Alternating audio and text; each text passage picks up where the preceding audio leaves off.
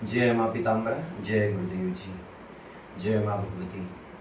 आज माँ बगलामुखी सत्य सिद्ध पीठ में परम पूज्य गुरुदेव जी का आगमन हुआ है और बहुत सारे भक्त लोगों को, इस बैतूल क्षेत्र के धर्म श्रद्धालुओं को माँ बगलामुखी माँ का सानिध्य भी गुरुदेव जी के माध्यम से प्राप्त हुआ है।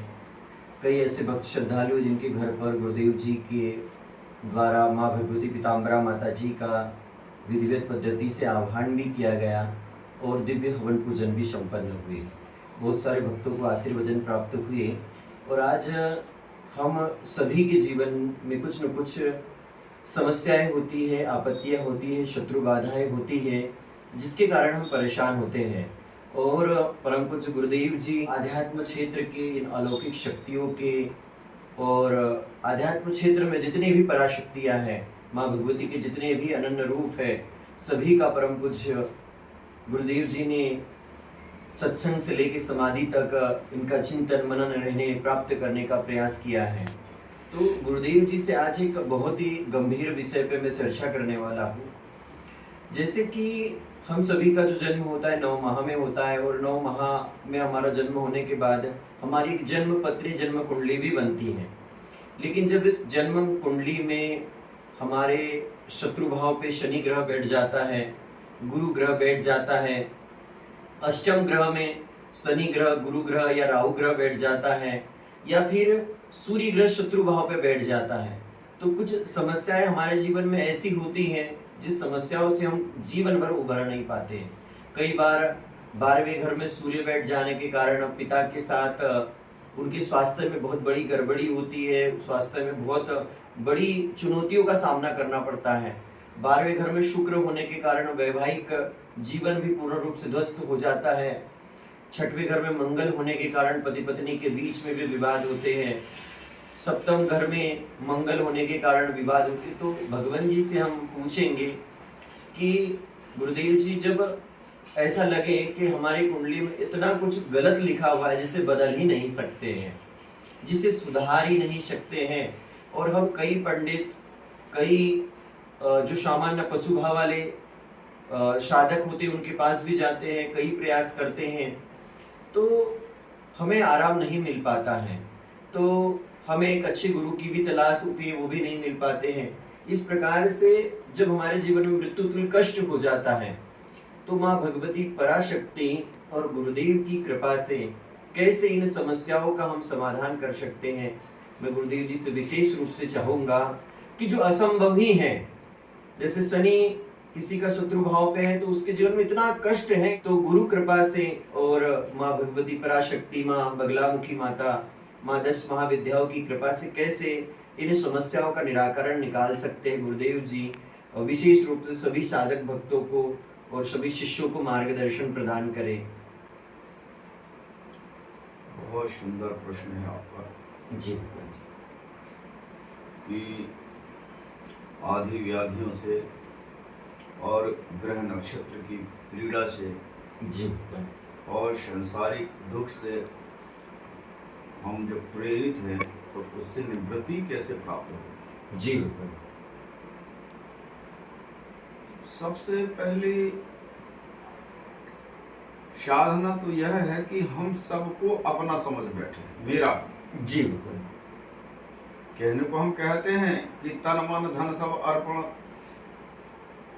क्या लागे मेरा, तेरा तुझको अर्पण क्या लागे मेरा। लेकिन ये सब झूठ है जी। वो अधिक भगवान ही प्रकट होकर के आगे कहेगा तेरे घर की चाबी देना, उसकी आधी संपत्ति मेरी है जी। नहीं देगा, भगवान को ही नहीं देगा। माने वो काल्पनिक, माने अंतरात्मा से बोले ही नहीं रहा वो जी, वो केवल मुंह से बोल रहा है, दिखावे के लिए बोल रहा है जी जी जी। तो हमने सबको अपना समझ लिया जी।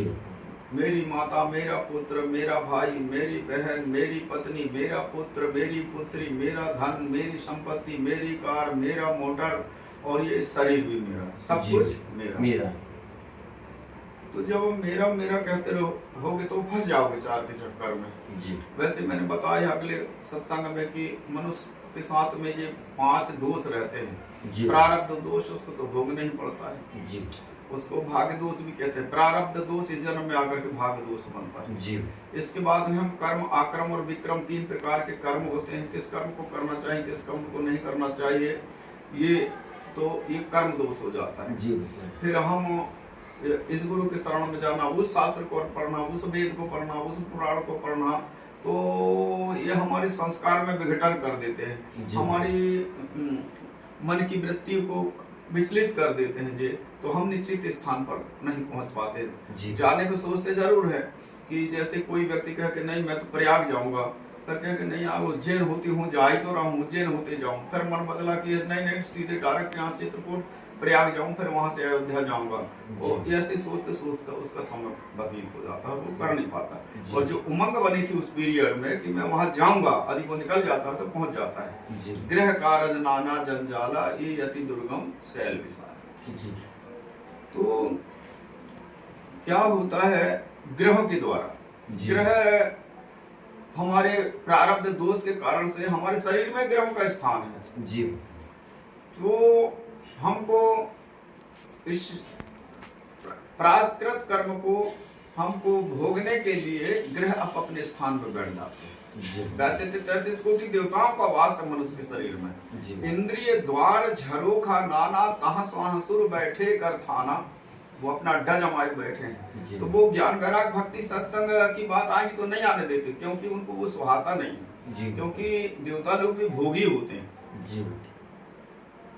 तो आवत देखे विषय बयारी, ते हर देख देही कपाट उघारी। विषय वासना रूपी जब हवा वेग आता है तो वो किवाड़ खोल देते हैं। और ज्ञान वैराग भक्ति सत्संग या गहवन तीर्थ व्रत दान पुण्य की अपन चर्चा करेंगे तो उसके विषय मुंह बंद कर देंगे। जी बात है। तो जैसे अपने सामने टेलीविजन रखा हुआ है और हमारे हाथ में रिमोट है जी। अब उस रिमोट के द्वारा हम बंद टीवी को चालू कर सकते हैं, चालू को बंद भी कर सकते हैं, चाहे जो कलर लगा सकते हैं जी। इस कलर में देखना, चाहे जो स्टेशन लगा सकते हैं अपन जी। तो इसी प्रकार हम ये 9 अंक हैं और 9 ग्रह हैं, और एक है शून्य जो पूर्ण रूपेण है वो अकेला। उसको किसी के साथ में रखोगे तो उसकी शक्ति बढ़ा देता है। जैसे 1 के साथ में रखो, 2 के साथ में रखो, 3 के साथ में रखो, तो जितने पावरफुल अंक है उसके पीछे रखोगे, तब वो 1 के पीछे रखोगे तो 10 बना देगा, 2 के पीछे रखो तो 20 बना देगा, 30 के पीछे रखो तो जी।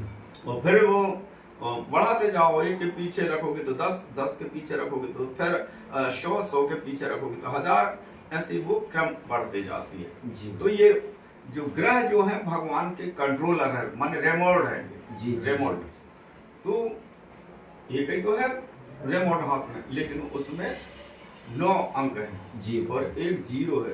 तो 0 के द्वारा बंद भी कर सकते हैं वो, और 0 के द्वारा चालू भी कर सकते हैं। चाहे जो स्टेशन लगा लो, भूलोक, महलोक, जनलोक, तपलोक, सत्यलोक, जो लोक में लगाना तो वो उनके द्वारा लग जाता है।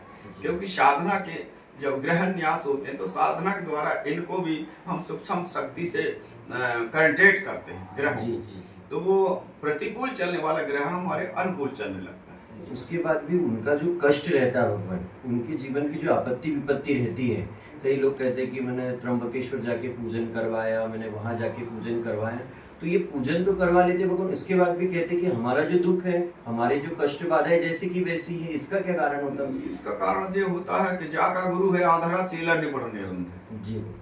चेला भी अंधा है और गुरु भी अंधा है, और वो अंधा चेला यदि गुरु से, अंधे गुरु से मार्ग पूछे तो कहाँ पहुंचाएगा?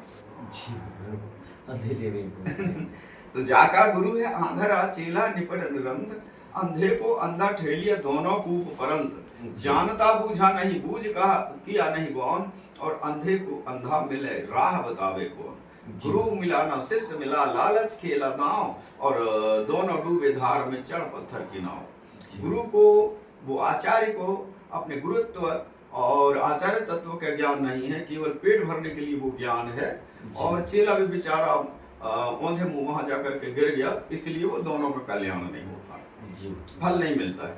वो तो हर यज्ञ के, हर इष्ट के एक जानकार गुरु अलग होते हैं, और गुरु की पदवी अलग से मिलती है। विद्वानों की मिल जाना अलग बात है, शास्त्री की मिल जाना अलग बात है, पौराणिक की मिल जाना अलग बात है, रामायणी की मिल जाना अलग बात है, लेकिन गुरु तत्व का जो ज्ञान है वो बड़ा दुर्लभ कहलाता है। तो भगवान के हर नाम में हर विद्याओं का, चाहे क्षुद्र विद्या हो, चाहे लघु विद्या हो, चाहे शावर विद्या हो, चाहे योग विद्या हो, भक्ति योग हो, कर्म योग हो, विषाद योग हो, ये सब योगों का जो परिपक्व अष्टादश योग है, इनको जो साधना कर लेता है वो जो भी बोलेगा, क्योंकि चक्र जागृत होते हैं, उनके 60 चक्र जागृत होते हैं, तो वो जो भी बोलेंगे तो मंत्र ही बन जाता है, और आशीर्वाद दे दी तो वैसा भी हो जाता है, अनहोनी जिसे कहते हैं। तो वो उस मानव गुरु, सिद्ध गुरु और दिव्य गुरु की प्रकाष्ठा को ना गुजरते हुए डायरेक्ट वो आचार बन के बैठ गए हैं, इसलिए उनके विचार और आशीर्वाद सब फैल हो जाते हैं। पूज्य गुरुदेव जी ने बहुत ही सुंदर रूप से हमें बताया कि इन ग्रहों का खेल क्या होता है, और इन ग्रहों को शांत करने के लिए गुरु किस प्रकार से, किस परंपरा से कार्य करें तो लाभ प्राप्त होता है। जैसे कि हम किसी ग्रह से बहुत प्रभावित है, या तो शनि ग्रह या मंगल ग्रह, तो जब गुरु उस ग्रह का विधिवत पद्धति से ध्यान, विनियोग, न्यास और उसके बाद में विधिवत पद्धति से जब 50,000 60,000 के ऊपर 21 दिन 41 दिन जब जाप होता है, पूजन होता है, फिर उसके बाद दशांश हवन होता है, और गुरु में भी वो सामर्थ्यता होना चाहिए, गुरु के पास भी वो शिक्षा होना चाहिए जो दिव्य प्रभाव से, दिव्य भक्ति से ग्रह भी प्रसन्न हो। हमने कई ऐसे प्रमाण देखे कि गुरुदेव जी के शरण में कई ऐसे भक्त लोग आए हैं, उनके घर पे गुरुदेव जी का आगमन ही हो गया, तो आगमन से ही उनके जीवन में वह चमत्कार होना चालू हो गया, उनकी कई मनोकामना पूर्ण होना चालू हो गई।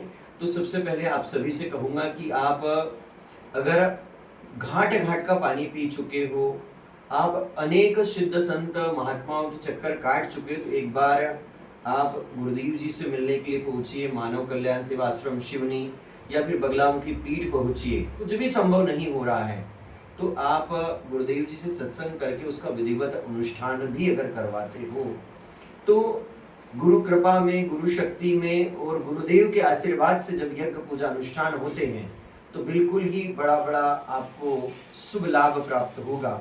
इसलिए सबसे पहले आप ये देखिए कि आपके गुरु ने, आप जिन संत से जुड़े हो, जिन आचार्य से जुड़े हो, जिनसे आपने कर्मकांड करवाया है, उन्होंने कितनी पढ़ाई की है। और गुरुदेव जी के बारे में भी आप विजिट करिए। आप यूट्यूब पे गुरुदेव जी का नाम डाल सकते हो। गुरुदेव जी का नाम परम पूज्य सद्गुरुदेव डॉक्टर सत्यनारायण गिरी गोस्वामी महाराज जी हैं। गुरुदेव जी के समाधि के वीडियो भी देखिए, क्योंकि जो समाधि है वह अंतिम तत्व है। इस आध्यात्मिक जगत की पढ़ाई का ही अंतिम सीढ़ी है वो। तो आप सभी लोग देखिए, विजिट करिए, और आपको ऐसा लगता है कि आपको गुरुदेव जी के आशीर्वाद की आवश्यकता है, माँ बगलामुखी माँ की भक्ति की आवश्यकता है, तो आप एक बार धाम पे आइए और माता रानी का आशीर्वाद प्राप्त कीजिए, गुरु कृपा को प्राप्त कीजिए। जय माँ पितामह।